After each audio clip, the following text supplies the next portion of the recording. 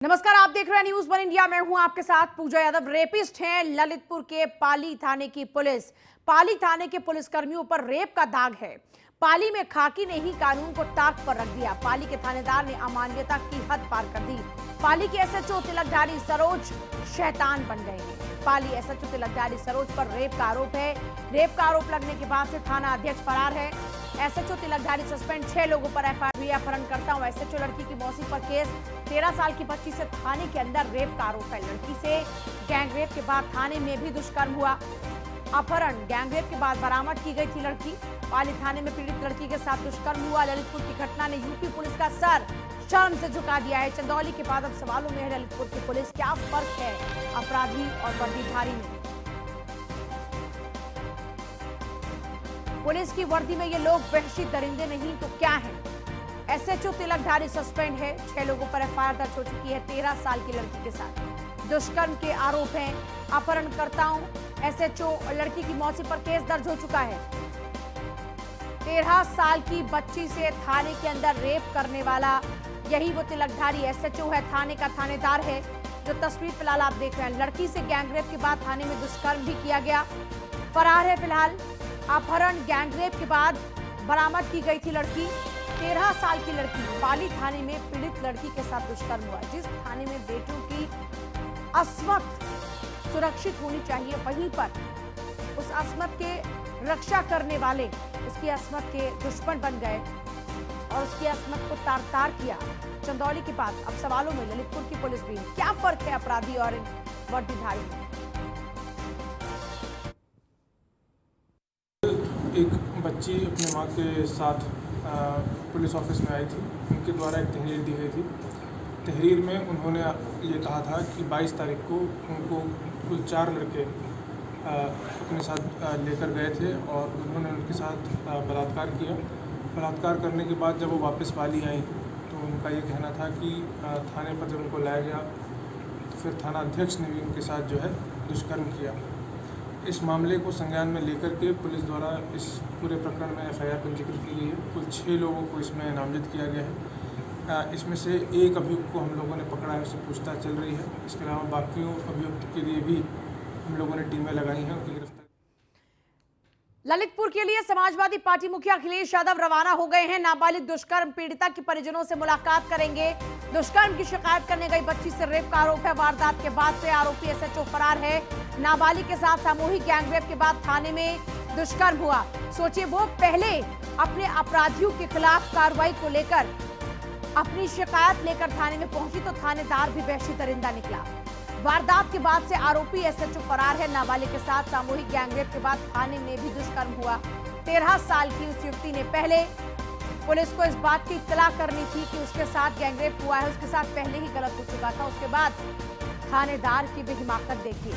बच्ची को न्याय दिलाने की बजाय वो खुद पापी बन गया। पीड़िता के परिजनों से मुलाकात अब अखिलेश यादव करेंगे। दुष्कर्म की शिकायत करने गई बच्ची से रेप का आरोप है। वारदात के बाद से आरोपी एसएचओ फरार। नाबालिग के साथ सामूहिक गैंगरेप के बाद थाने में भी दुष्कर्म हुआ। इसी पूरे मामले में खुद अखिलेश यादव भी रवाना हो चुके हैं ललितपुर के लिए। नीलेश चौहान मेरे साथ, मेरे सहयोगी जुड़ रहे हैं। नीलेश, अखिलेश यादव रवाना हो चुके हैं। ललितपुर पहुंचकर परिवार वालों से मुलाकात करेंगे। इसके अलावा बात अगर की जाए लखनऊ की, तो वहां पर इस पूरे मामले को लेकर क्या कुछ अभी तक कार्रवाई देखने को मिल रही है? देखिए, बिल्कुल अगर हम ललितपुर घटना की बात करें तो ललितपुर घटना ने सबको झकझोर कर रख दिया है। जिस तरीके से ललितपुर में 13 साल की बच्ची के साथ गैंगरेप हुआ, जब वो थाने में शिकायत लेकर गई तो थाने में भी उसके साथ दरिंदगी की गई। कहीं ना कहीं इस घटना को अगर हम देखें और उत्तर प्रदेश की सियासत को देखें तो अखिलेश यादव जो समाजवादी पार्टी के राष्ट्रीय अध्यक्ष है वो ललितपुर के लिए रवाना हो गए हैं। वहीं प्रियंका गांधी ने भी ट्वीट करके निशाना साधा है कि इस तरीके की घटना उत्तर प्रदेश में हो रही है, जिससे कानून व्यवस्था पर सवालिया निशान उन्होंने खड़े किए हैं। वही अगर हम आला अधिकारियों की बात करें तो आला अधिकारियों का साफ तौर पे कहना है कि दोषी कोई भी हो उसको बख्शा नहीं जाएगा। अब देखना होगा कि ललितपुर घटना जिस तरीके से अंजाम दी गई है, जिस तरीके से 13 साल की बच्ची के साथ दरिंदगी हुई, उसके बाद क्या वहां पर बुलडोजर चलाए जाएंगे जिन लोगों ने इस घटना को अंजाम दिया। खासतौर पर ललितपुर का वो थानेदार जिसने शिकायत की करने गई जब पीड़िता तो उसके साथ भी दरिंदगी वहां पर देखने को मिली। उसकी अगर हम पूरी घटना को देखें तो कहीं ना कहीं उत्तर प्रदेश में इस घटना ने एक बार फिर से सवालिया निशान खड़े किए हैं। इससे पहले हमने चलिए नीलेश का रुख करेंगे, लेकिन इस बीच आपको बता दें कि ये पूरी घटना शर्मसार कर देने वाली है। हाल ही में चंदौली के मामले में भी कुछ इस तरीके की जो है आरोप लग रहे थे। हालांकि इन तमाम आरोपों की अभी तक पुष्टि नहीं हो पाई, क्योंकि पोस्टमार्टम हुआ और पोस्टमार्टम में हल्की चोट बताई गई। हालांकि विसरा जांच की बात भी उस पूरे मामले में की जा रही है, लेकिन विसरा जांच का मतलब है कि जाहिर सी बात है वहां पर भी कुछ बेहद चीजें संदिग्ध रही, जिसके कारण से विसरा जांच की बात की जा रही है। इसी के साथ अब इस पूरे मामले की एक तरफ चंदौली के मामले ने कोरी फजीहत पुलिस महकमे की कराई। कुछ लोगों के कारण पूरे पुलिस महकमे पर पहले ही सवाल उठ रहे थे। अब चंदौली के बाद ललितपुर के इस पूरे मामले ने सीधे तौर पर पुलिस महकमे को कटघरे में लाकर खड़ा कर दिया। नीलेश, अगर सुरक्षा देने वाले ही वहशी दरिंदे हो जाएंगे तो फिर बेटियों की अस्मत की सुरक्षा करेगा कौन? किस पर भरोसा किया जाएगा?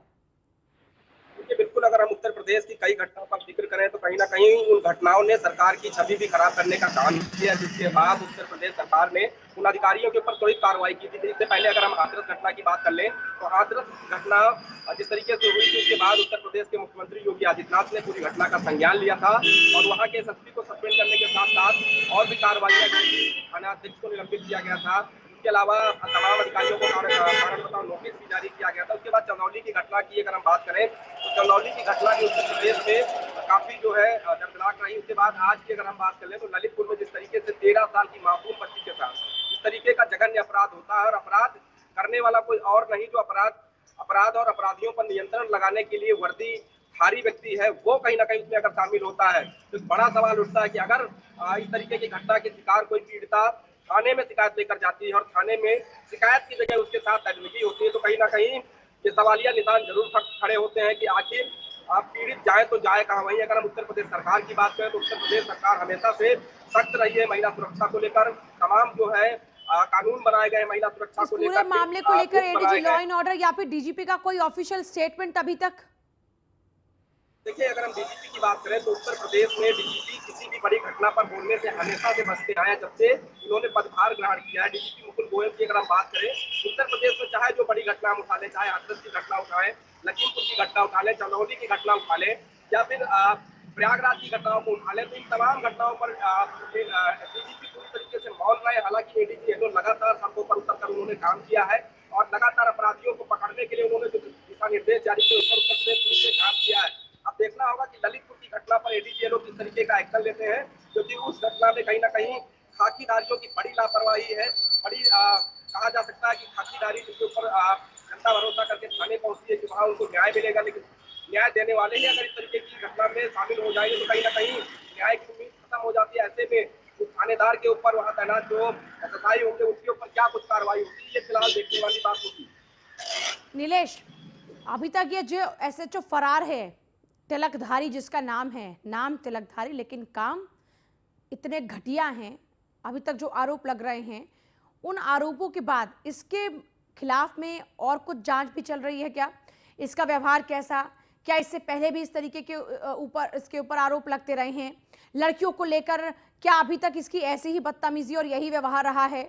इस बारे में अभी तक कोई जानकारी मिल पा रही है? वहां की जो उसी थाने के और बीट के लोग हैं वो इसके बारे में क्या कुछ बता रहे हैं? इसके खिलाफ अभी तक जांच शुरू हुई कि नहीं हुई?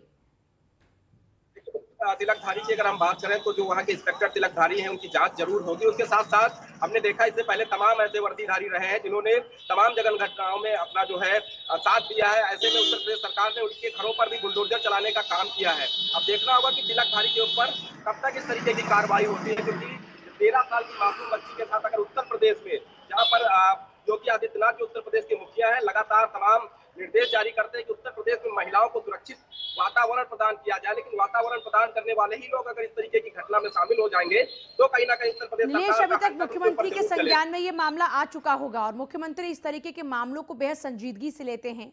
हालांकि अभी उत्तराखंड दौरे पर है वो और उनके अपने ही परिवार के कुछ निजी कार्यक्रम है जिनमें शामिल होने के लिए वो पहुंचे हैं, लेकिन वो हमेशा से वो उत्तर प्रदेश की जनता के लिए तत्परता के साथ में अवेलेबल रहे हैं। अब जब ये मामला उनके संज्ञान में आया होगा तो अभी तक इसको लेकर कोई अपडेट है? देखिए, बिल्कुल मुख्यमंत्री योगी आदित्यनाथ 3 दिन के उत्तराखंड के दौरे पर हैं। जैसे ही उनको इस घटना का संज्ञान होगा तो जाहिर सी बात है तमाम बड़े अधिकारियों को फटकार लगाने के साथ साथ जो जिम्मेदार होंगे उनके ऊपर कार्रवाई का दौर भी देखने को मिलेगा। फिलहाल हमने पिछली कई घटनाओं का जिक्र किया जिनमें उत्तर प्रदेश के मुख्यमंत्री ने त्वरित कार्रवाई करते हुए तमाम जो जिम्मेदार अधिकारी थे उनके ऊपर कार्रवाई की। उसके अलावा नीलेश, अपराधियों को वापस पकड़ने लौटे के आपके लिए पास में। देखिए, जाहिर सी बात है, जब जब इस तरीके के मामले सामने आए तब तब मुख्यमंत्री योगी आदित्यनाथ इस तरह के मामलों को लेकर बेहद संजीदा नजर आए हैं और हमेशा से उन्होंने कार्रवाई करने के निर्देश भी दिए हैं। इस बार जब फिर से खाकी के ऊपर सवाल उठे हैं तो जाहिर सी बात है एक्शन भी होगा और उस एक्शन के बाद एक स्ट्रॉन्ग मैसेज भी जाना बेहद जरूरी है। हाल ही में चंदौली का मामला और अब ये ललितपुर का मामला, ये वाकई खाकीधारियों को शर्मसार कर देने वाला है। वहीं इस बीच एक तरफ जहां अखिलेश यादव की रवानगी हो चुकी है ललितपुर के लिए, तो वहीं कांग्रेस महासचिव प्रियंका गांधी भी एक्टिव हो गई हैं। ट्वीट किया है प्रियंका ने और ललितपुर घटना पर प्रियंका गांधी ने ट्वीट कर लिखा है, महिलाओं के लिए थाने ही सुरक्षित नहीं है, अब महिलाएं शिकायत लेकर कहां जाएं? क्या सरकार ने थानों में महिला तैनाती बढ़ाने पर सोचा? क्या महिलाओं के लिए थाने सुरक्षित बनाने के लिए सोचा? प्रियंका ने इसके साथ ही ये ट्वीट भी किया कि ऐसी घटनाओं को रोकने के लिए कदम उठाने होंगे। ये प्रियंका का ट्वीट है जिसमें वो सरकार के ऊपर निशाना भी साध रही हैं और सरकार को कुछ नसीहतें भी दे रही हैं। सरकार को नसीहत देते हुए कह रही हैं कि जब महिलाएं अब पुलिस थानों में ही सुरक्षित नहीं है तो फिर वो कहां जाएंगी? क्या वहां पर महिलाओं की तादाद को बढ़ाने के बारे में मुख्यमंत्री ने सोचा है? ललितपुर में एक 13 साल की बच्ची के साथ गैंगरेप और फिर शिकायत लेकर जाने पर थानेदार द्वारा बलात्कार की घटना दिखाती है कि बुलडोजर के शोर में कानून व्यवस्था के असल सुधारों को कैसे दिखाया जा रहा है। 2 ट्वीट किए हैं प्रियंका गांधी ने और एक और ट्वीट किया था कि उत्तर प्रदेश सरकार ने थानों में महिलाओं की तैनाती को बढ़ाने, थानों को महिलाओं के लिए सुरक्षित बनाने के लिए गंभीरता से सोचा है। सवाल पूछते हुए लिखा, ऐसी घटनाओं को रोकने के लिए महिला सुरक्षा और महिला हितैषी कानून व्यवस्था के लिए गंभीर कदम उठाने ही होंगे। तो आप देख रहे हैं कि इस पूरे मामले ने आज सुबह से ही लगातार एक तरफ जहां खाकी को सवालों के घेरे में लाकर खड़ा कर दिया, तो वहीं इस पूरे मामले को लेकर विपक्षी पार्टी भी एक्टिव हो गई हैं। इस बीच आजम खान मामले पर हाईकोर्ट में सुनवाई, आजम की जमानत याचिका पर आज सुनवाई। शत्रु संपत्ति मामले में जमानत याचिका दायर है, हाईकोर्ट ने 5 महीने से सुरक्षित रखा हुआ है फैसला। इलाहाबाद हाईकोर्ट में सुनवाई होगी, फैसला भी संभव है। यूपी सरकार ने हाईकोर्ट से समय मांगा था, कुछ नए तथ्य पेश करने के लिए समय मांगा था। 2019 में दर्ज हुआ था शत्रु संपत्ति मामला, आजम को 71 मामलों में जमानत मिल चुकी है। कुल 72 में से 71 मामलों में जमानत मिल चुकी है। ये इकलौता मामला जिसके अंदर अभी जमानत पेंडिंग है और उसी के चलते सीतापुर जेल में बंद है आजम खान। यूपी सरकार ने हाईकोर्ट से समय मांगा था, जिस कारण से इस बार की ईद आजम खान की सलाखों के पीछे ही मनी और उनके बेटे ने एक भावुक ट्वीट भी किया था जिसमें उन्होंने कहा था कि ऐसी ईद कभी ना आए जो आपके बगैर हो। 2019 में दर्ज हुआ शत्रु संपत्ति मामला, इस मामले को लेकर आज सुनवाई। आजम को 71 मामलों में अब तक जमानत मिल चुकी है और ये 72वां मामला है। कुल 72 में से 71 मामलों में जमानत पर हैं ऑलरेडी आजम, लेकिन एक मामले के कारण सलाखों के पीछे हैं, सीतापुर जेल में बंद है। हमारे साथ नीलेश लगातार बने हुए हैं। नीलेश, आजम खान की जमानत याचिका पर आज सुनवाई, इसको लेकर क्या कुछ अपडेट आपके पास है? बिल्कुल आपको बता दूं कि जो है सीतापुर जेल के ऊपर 2019 में शत्रु संपत्ति को लेकर मुकदमा दर्ज किया गया था, जिसकी सुनवाई दिसंबर 2021 में की थी। अब सुनवाई करने के बाद जो आदेश था उसको अपने पास सुरक्षित रख लिया था, जिसके बाद उत्तर प्रदेश सरकार की तरफ से वकील ने दलील पेश की थी उनको कुछ समय दिया जाए, कुछ और वो साक्ष्य जो है वो कोर्ट को दिखाना चाहते हैं, जिसके बाद उनको समय दिया गया था 4 मई का, और वो 4 मई आज है। आज जमानत याचिका को लेकर हाईकोर्ट में सुनवाई होगी कि किस तरीके से आजम खान ने शत्रु संपत्तियां बनाई, जिसके बाद उसके खिलाफ एक मुकदमा दर्ज किया गया और उस मुकदमे में और भी साक्ष्य प्रस्तुत करने के लिए उत्तर प्रदेश सरकार ने समय लिया था, वो समय आज पूरा हो चुका है। कहीं ना कहीं इससे पहले की अगर हम बात करें तो 10 मई को 2021 में सुनवाई हुई थी, जिसके बाद वो मामला खींचा था और दिसंबर 2021 तक पहुंचा, जिसके बाद जो कोर्ट का आदेश था उसको सुरक्षित रख लिया गया था। इसलिए सुरक्षित रखा गया था कि आजम खान को जमानत देनी है या नहीं देनी है। उसके बाद उत्तर प्रदेश सरकार ने कोर्ट से अपील की थी कि उनको कुछ समय दिया जाए और वो उनके पास शत्रु संपत्ति को लेकर तमाम ऐसे साक्ष्य हैं जो वो आने वाले समय में कोर्ट में प्रस्तुत करेंगे। आज अगर उत्तर प्रदेश सरकार की तरफ से मजबूत साक्ष्य जो प्रस्तुत करने की बात कही गई थी, अगर वो प्रस्तुत किए जाते हैं तो कहीं ना कहीं आजम खान की जो जमानत के अटकलें लगाई जा रही हैं वो एक बार फिर से फंस जाएंगे। अगर उत्तर प्रदेश सरकार कोई ठोस जो सबूत प्रस्तुत करने की बात कर रही थी अगर नहीं प्रस्तुत कर पाती है तो आजम खान को शत्रु संपत्ति के मामले में राहत मिल सकती है। फिलहाल देखना होगा कि शाम तक कोर्ट का क्या कुछ आदेश आता है, क्या कुछ साक्ष्य उत्तर प्रदेश सरकार की तरफ से प्रस्तुत किए जाते हैं, इस पर अभी संशय बना हुआ है। शुक्रिया आपका फिलहाल पूरी जानकारी के लिए नीलेश। ड्रग माफिया तस्लीम पर पुलिस का बड़ा एक्शन। ड्रग माफिया तस्लीम का 1.5 करोड़ का मकान कुर्क किया गया है। 8 महीने से जेल में बंद है ड्रग माफिया तस्लीम। ड्रग माफिया तस्लीम पर 45 केस दर्ज है। लिसाड़ी गेट के शालीमार गार्डन में कुर्क हुआ है मकान। नशे का अवैध कारोबार कर कमाई करोड़ों की संपत्ति। ड्रग माफिया तस्लीम का दूर दूर तक नेटवर्क फैला हुआ है और अब इसके खिलाफ में कार्रवाई की गई है। 1.5 करोड़ रुपए की प्रॉपर्टी को कुर्क किया गया है। ड्रग माफिया तस्लीम पर पुलिस का ये बड़ा एक्शन है। ड्रग माफिया तस्लीम का 1.5 करोड़ का मकान कुर्क किया गया। 8 महीने से जेल में बंद है ड्रग माफिया तस्लीम।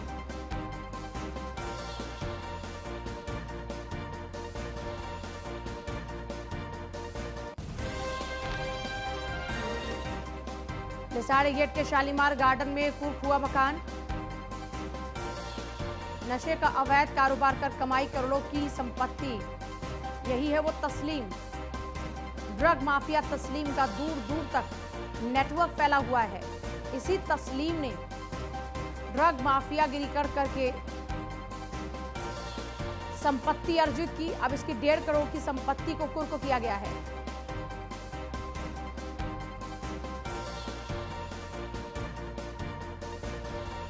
अतुल मेरे साथ, मेरे सहयोगी जुड़ रहे हैं, सीधे मेरठ का हम रुख करेंगे। अतुल, क्या कुछ जानकारी है फिलहाल? माफिया है जिस पर आज पुलिस का शिकंजा कसा जा रहा है। साफ तौर पर बिल्डिंग को दिखाना चाहूंगा जिस बिल्डिंग पर पुलिस की कार्रवाई हुई है। साफ तौर पर देखा जाए तो लगभग 1.5 करोड़ से ज्यादा की ये बिल्डिंग बताई जा रही है, जिस बिल्डिंग में अभी पुलिस ने नोटिस चस्पा कर यहाँ पर कुर्की की कार्रवाई चल रही है। सबसे बड़ी बात यह कि जिस तरह से ये बड़ी बिल्डिंग अवैध रूप से ड्रग्स के दम पर जो इसने अपनी माफिया ने तस्लीम माफिया ने इकट्ठा की थी, उस पर पुलिस की कार्रवाई होती हुई नजर आ रही है। और लगातार अगर देखा जाए तो यहाँ पर ब्रह्मपुरी पुलिस और थाना लिसाड़ी गेट पुलिस की कार्रवाई हुई है। लगातार देखा जाए सिंडिकेट चला रहा था, बड़ा माफिया था जिसको लेकर के पुलिस काफी परेशान थी। और तकरीबन अगर मेरठ की बात की जाए तो 53 से ज्यादा इस माफिया पर मुकदमे दर्ज हैं। 2 बेटे हैं, बीवी है और जो इसका दामाद है तस्लीम का, वो सभी जेल में है और लगातार पुलिस की कार्रवाई चल रही है। फिलहाल देखते हैं कि जो यहाँ पर कार्रवाई की है एएसपी जो कैंट है चंद्रकांत मीना, वो भी मौजूद है, एएसपी ब्रह्मपुरी भी मौजूद है, उनसे बात करेंगे किस तरह से यहाँ कार्रवाई चल रही है। लगातार देखा जाए तो मेरठ पुलिस बड़ी कार्रवाई करती हुई नजर आ रही है। माफियाओं की बात की जाए, उत्तर प्रदेश के अंदर लगातार माफियाओं पर सरकार का कब्जा शिकंजा चल रहा है, पुलिस का कार्रवाई चल रही है। तो उसी को लेकर के फिलहाल जो एएसपी कैंट है वो हमारे साथ मौजूद है, उनसे बात करेंगे। सर, किस तरह से कार्रवाई चल रही है? लगातार देखा जाए तो मेरठ पुलिस कार्रवाई करती हुई नजर आ रही है। ये तस्कर कितने मुकदमे दर्ज है? लगभग तस्लीम पे 50 से ऊपर विभिन्न थानों पे जो है मुकदमे पंजीकृत हैं और इनमें से कई मुकदमे जो है एनडीपीएस एक्ट के तहत हैं। वर्तमान में जो आप जो देख रहे हैं इन पे गैंगस्टर एक्ट के तहत कार्रवाई हुई है 14/1 की। और जो संपत्ति है 250 स्क्वायर यार्ड, इसकी वर्तमान में जो कीमत है 1.5 करोड़ से ऊपर है। ये करीब। सर, कितने और ऐसी संपत्ति है जिन पर कार्रवाई हो सकती है और कितना बड़ा इसका सिंडिकेट है? काफी बड़ा सिंडिकेट है। अपने परिजनों के माध्यम से ये सिंडिकेट को चला रहे थे, उनके खिलाफ भी जो है विधिक कार्रवाई करी जा रही है और भी जो उनकी संपत्ति है उसकी जांच करी जा रही है। जैसे भी तथ्य सामने आएंगे वही विधिक कार्रवाई करी जाएगी, उससे आपको अवगत करा दिया जाएगा। सर, इतिहास की बात की जाए तो क्या इतिहास है इनका? क्रिमिनल क्या इतिहास लगातार चलता आ रहा है? कई सालों से ये जो है अपराध गंभीर धाराओं में इनके खिलाफ मुकदमे दर्ज हैं। और आगे किस तरीके से कार्रवाई जारी रहेगी अतुल, ये भी पूछेगा।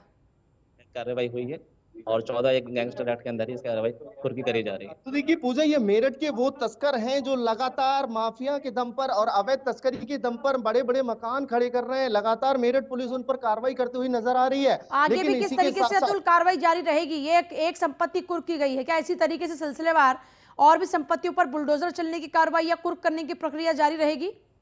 देखिए, पुलिस का साफ तौर पर कहना है कि और जितनी भी संपत्ति है करीबियों के नाम पर या रिश्तेदारों के नाम पर सबकी तलाश की जा रही है। जल्द से जल्द बड़ी कार्रवाई और देखने को मिल सकती है, क्योंकि लगातार पुलिस जो माफिया है उनकी कमर तोड़ने का काम कर रही है। मेरठ के अंदर लगातार हर माफिया बदमाशों की बात की जाए तो पुलिस हर रोज बड़ी से बड़ी कार्रवाई कर रही है। एक बार ये भी सवाल कर लेते हैं सर, कितनी और ऐसी संपत्ति सामने आ सकती है, कितने और परिवार के लोग ऐसे इसमें सम्मिलित आ सकते हैं जिन पर जल्द ही कार्रवाई हो सकती है और बुलडोजर चल सकता है? गोपनीय सूचना से ये पता चला है कि अभी भी इनके पास करोड़ों की संपत्ति है जो उन्होंने अपने और अपने सगे संबंधियों के नाम से जो है खरीद रखी है। उसके लिए भी जांच चल रही है और जैसे ही कार्रवाई होगी आपको बता दिया जाएगा। तो देखिए, यहाँ पर कभी भी बाबा का बुलडोजर गिरस सकता है, क्योंकि मेरठ पुलिस लगातार कार्रवाई कर रही है और इनके जो सगे संबंधित हैं, जो रिश्तेदार हैं, उनके नाम पर जो जमीन है उस पर भी जल्द ही कार्रवाई हो सकती है। अतुल, हम चाहेंगे कि यहाँ पर आप पूरी तस्वीरें दिखाएं जरा हमारे दर्शकों को, क्योंकि पूरी फोर्स यहाँ पर मौजूद है और पूरी फोर्स की मौजूदगी में संपत्ति कुर्क की जा रही है।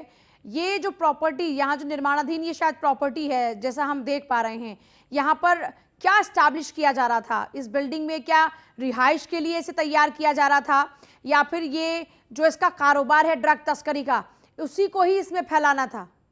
देखिए पूजा, ये बिल्कुल सही है कि ड्रग्स कारोबारी ही अपना अवैध रूप से ये बिल्डिंग बनाई थी, और साफ तौर पर मैं दिखा जाना चाहूंगा किस तरह से यहाँ पर पुलिस व्यवस्था मुस्तैद की गई है, जिसके चलते शांतिपूर्वक तरीके से यहाँ पर पुलिस अपना काम कर सके। और साफ तौर पर देखा जाए तो भारी पुलिस फोर्स यहाँ तैनात की गई है, कई इंस्पेक्टर थाने के यहाँ मौजूद हैं, साथ साथ एएसपी, 2 एएसपी हैं, ब्रह्मपुरी एएसपी और कैंट एएसपी दोनों लगाए गए हैं। साथ साथ अगर देखा जाए तो यहाँ पर भारी पुलिस फोर्स इसलिए लगाई गई है जिसके चलते शांतिपूर्वक तरीके से यहाँ पर पुलिस अपना कार्य कर सके। और साफ तौर पर देखा जाए तो मैं इस बिल्डिंग को दिखाना चाहूंगा पहले दूर से किस तरह से ये बिल्डिंग बनाई गई है। और साफ तौर पर इस बिल्डिंग पर आज जो तस्करी के द्वारा ये बिल्डिंग बनाई गई थी, इस पर पुलिस की बड़ी कार्रवाई होने जा रही है। पुलिस यहाँ पर कुर्की की कार्रवाई कर रही है। देखिए किस तरह से ये माफिया, जो तस्लीम माफिया है, उसने अपने परिवार और जो तस्लीम माफिया का परिवार है और जो 2 बेटे हैं, बीवी है और उनकी जो दामाद है, लगातार उन पर पुलिस का शिकंजा कसा जा रहा है। जानकारी के मुताबिक पता चल पा रहा है कि लगभग 53 से ज्यादा मुकदमे इन पर दर्ज हैं, और कहीं ना कहीं अगर देखा जाए तो लगातार मेरठ पुलिस की कार्रवाई इन पर होती हुई नजर आ रही है। और आज जो कुर्की की कार्रवाई चल रही है, तो ये मकान है तकरीबन लगभग 1.5 करोड़ से ज्यादा का मकान बताया जा रहा है, जहां पर पुलिस की आज कार्रवाई चल रही है। ताले तोड़कर पुलिस अब यहाँ कुछ देर बाद इस मकान को सील करने जा रही है। अच्छा, तस्लीम के बारे में अतुल आपके पास क्या एक्सक्लूसिव जानकारी है? कितना बड़ा है इसका साम्राज्य? कब से इसने अपना ये तस्करी का कारोबार फैलाया? किस तरीके से आगे फैलता गया इसका ये कारोबार? मेरठ में, मेरठ के इसके आसपास के जो इलाके हैं वहां तक इसके क्या कुछ प्रभाव हैं? इस बारे में कुछ जानकारी है आपके पास में? कितना बड़ा इसका सिंडिकेट चल रहा था?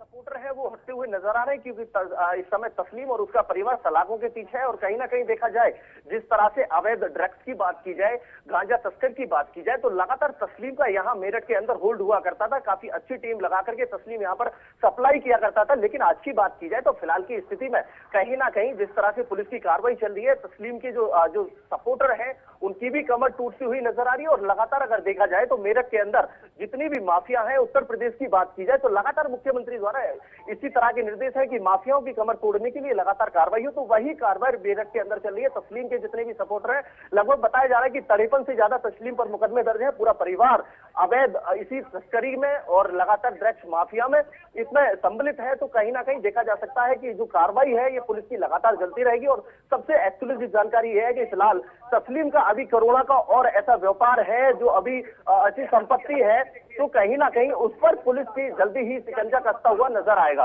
अतुल, बेटा दामाद अब भी सलाखों के पीछे है और बाकी के सगे संबंधियों को लगातार पुलिस तलाशने की बात करे, जिनके नाम पर अब भी प्रॉपर्टी है और वो तस्लीम की प्रॉपर्टी है, जिसको कुर्क करने की बात पुलिस की तरफ से की गई है। इस बारे में कोई जानकारी है?